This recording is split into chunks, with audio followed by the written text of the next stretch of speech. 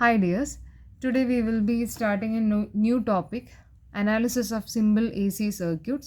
So we need to cover purely resistive, purely inductive, purely capacitive, RL, RC and RLC circuit. അപ്പോൾ ഇതിൻ്റെയൊക്കെ problems ആണ് കൂടുതലും എസ്സേയിൽ ചോദിക്കുന്നത്. ഇതൊരു പ്യുവർലി റെസിസ്റ്റീവ് ആയിട്ടുള്ളൊരു സർക്യൂട്ടാണ്. ഇവിടെ നമ്മളൊരു സൈൻ കൊടുക്കുന്നു, സിനുസോയിഡൽ സിഗ്നൽ കൊടുക്കുന്നു, VM sin omega t. നമുക്ക് നോക്കാം ഇതെങ്ങനെ റിയാക്ട് ചെയ്യുന്നു എന്നുള്ളത്.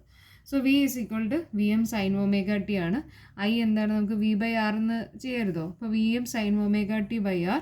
ഈ VM by Rനെ ഞാൻ എന്തെന്ന് റീപ്ലേസ് ചെയ്യുന്നു? IM ആണെന്ന് റീപ്ലേസ് ചെയ്യുന്നു. അപ്പോൾ ഞാൻ ഈ രണ്ട് സിഗ്നലിനെ കൂടെ കമ്പയർ ചെയ്യുന്ന സമയത്ത് രണ്ടും ഒരേപോലെയല്ലേ പോണത്.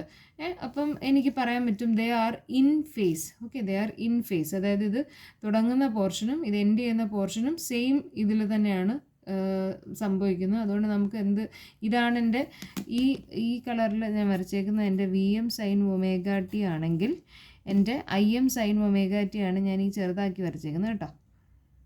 IM sin omega t. കാര്യം VM by R അല്ലേ, അപ്പോൾ എന്തോ ഒരു വാല്യൂ ഡിവൈഡഡ് ബൈ R ചെയ്യുമ്പോൾ ചെറുതായിരിക്കും. അതുകൊണ്ട് ഞാനിതിങ്ങനെ വരച്ചേക്കുന്നു. ഓക്കെ, ചെറുത്. അപ്പോൾ ഇത് same they are in phase എന്ന് പറയാം. ഇനി എനിക്ക് പവറാണ് കണ്ടുപിടിക്കേണ്ടത്. Power is nothing but P is equal to V into I, VM sin omega t into IM sin omega t, VM IM sin square omega t. ഈ sin square omega tനെ ഞാൻ എന്തെന്ന് replace ചെയ്യുന്നുണ്ടോ? 1 minus cos 2 omega t by 2 എന്ന് replace ചെയ്യുന്നു. ഇനി നമുക്ക് open ചെയ്ത് നോക്കാം. ഇവിടെ നമുക്ക് എന്ത് കിട്ടും? VM IM by 2 minus VM IM by 2 cos 2 omega t എന്ന് കിട്ടും. സോ ഈ ടേമിനെ നമ്മൾ അനലൈസ് ചെയ്യുന്ന സമയത്ത് we can say that the power of A purely resistive circuit consist of A constant term അല്ലെങ്കിൽ ഒരു constant power and A fluctuating power.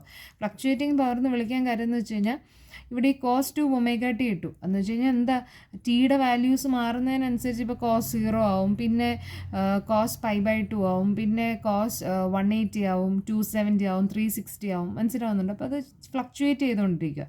അപ്പോൾ ഇത് സത്യത്തിൽ നമ്മുടെ ഒരു സിഗ്നൽ എന്ന് പറയുന്നത് 0 to 2π വരെയാണ്. ഇപ്പോൾ ഇവിടെ വരെ എടുക്കുന്നത് ദിസ് ഇസ് 2π, റൈറ്റ്?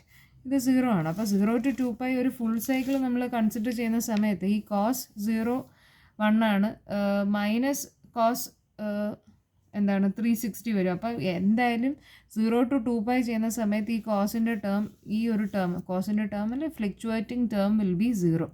അപ്പോൾ നമുക്ക് എങ്ങനെ എഴുതാൻ പറ്റും? P is equal to VM IM by 2 എന്ന് എഴുതാൻ പറ്റും. ഓക്കെ ആണോ?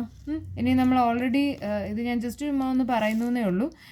ഇപ്പം ഒരു വോൾട്ടേജ് നമുക്ക് ക്വസ്റ്റ്യനിൽ തരുക. ആ വോൾട്ടേജ് എന്താണ്? VRMS ആണ് കേട്ടോ. VRMS ആണ് നമുക്ക് തരുന്ന ഇപ്പോൾ 220 വോൾട്ട് സപ്ലൈ എന്ന് പറഞ്ഞ് തരുന്നത് എന്താണ്? VRMS ആണ്. അപ്പം നമുക്ക് VM കണ്ടുപിടിക്കാൻ ഇക്വേഷൻ നമുക്കറിയാം. നമ്മളതൊരു സിനുസോയിഡൽ സിഗ്നലിൻ്റേത് പഠിച്ചിട്ടുണ്ട്. അതിൻ്റെ ക്ലാസ് ഞാൻ ഇടാം. അപ്പം നമുക്ക് അതിനകത്ത് ഉണ്ട്, അതായത് VRMS is equal to VM by √2 എന്നുണ്ട്. അപ്പം നമുക്ക് VM ഇതിനകത്തുനിന്ന് കണ്ടുപിടിക്കാം. VRMS ഇൻറ്റു √2 എന്ന് കണ്ടുപിടിച്ച് ഇവിടെ ഇട്ട് കൊടുക്കരുതോ. അതുപോലെ തന്നെ IM എന്ത് തന്നെയാണ്? IM is equal to IRMS into √2.